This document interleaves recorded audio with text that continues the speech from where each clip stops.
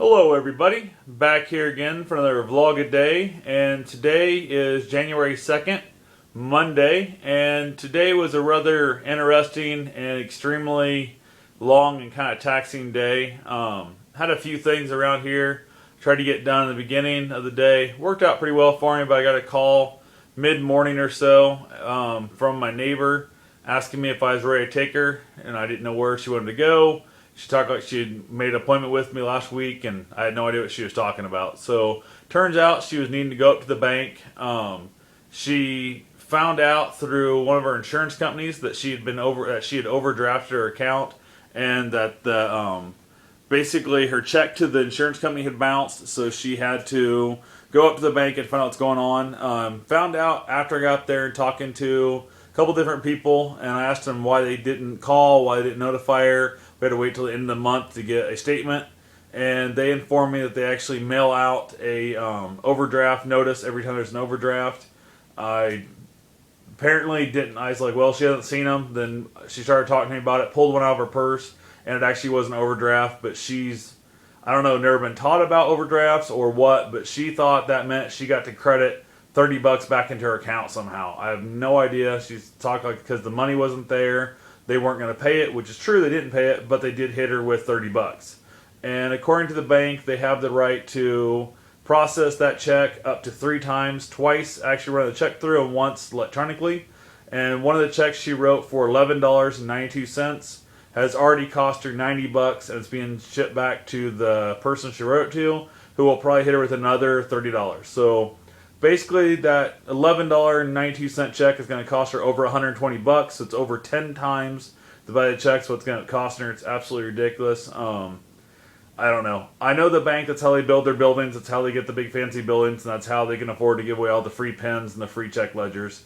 But that's, I don't know, absolutely ridiculous. I was talking to a lady today, and one of the banker ladies there about it, and she was actually really nice. We got talking and stuff. She says she's going to try and do something for me. They talked like there was nothing they could do. She's now to the point her account was overdrafted by, it looked like about $125, some of that ballpark range, what she's actually wrote checks out for. That's more than she has in the account. The problem with it is because it's been going on now, and she's been not paying attention to the letters or not asking me for help with it or not calling the bank and find out what's going on. She's been still writing checks, and she's to the tune of like almost $800. She's in the hole at the bank. So there's $590 or some crap like that of just bank draft fees. Absolutely ridiculous.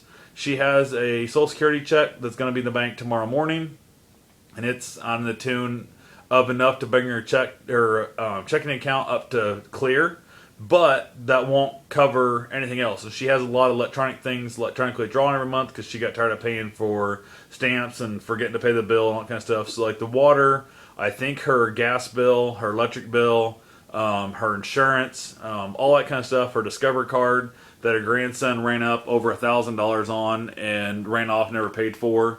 Not $1,000, sorry, I think it's $2,000 actually. Ran up over $2,000 on and hasn't paid for a thing. She don't know where he's at. She don't know if he's alive or dead now. She, has no way of getting in contact with him. His mother won't talk to her, claims she don't know where he's at. None of that junk.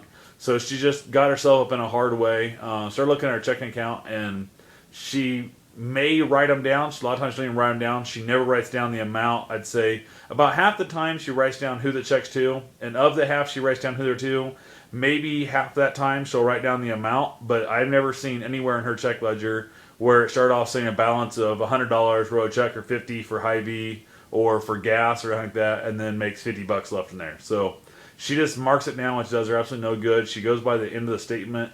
I know in the past she said she's called up before and they told her she had X amount of dollars, and then she went and started writing checks on that.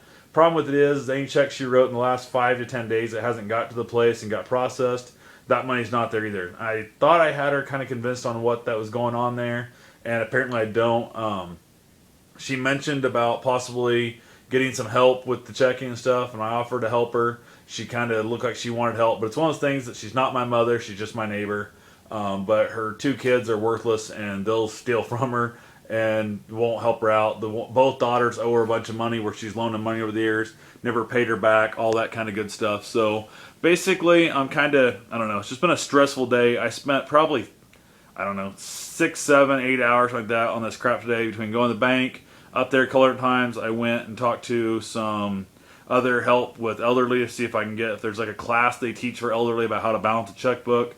We're going to put a bunch of stop payments on all the checks that are out there for like the impeach Obama, the Joe Berman campaign, all this crap. And there's one letter she hadn't mailed out, thank God yet, but she actually put a note in there saying, I'm not sure if the check will clear the bank, but feel free to go ahead and do it. And I have an appointment next week with my bank to see if I can afford to give you any more money or not. So I don't know what's going on out there.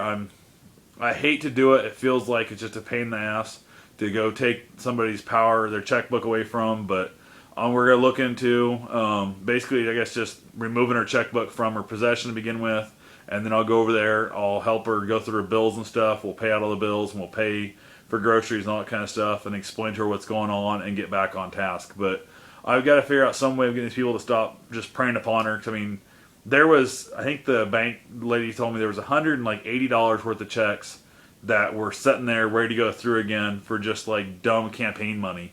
Like the one of them, there was one she's trying to send a check in for I think $50 to stop the lower the death tax so that you die when your inheritance and stuff.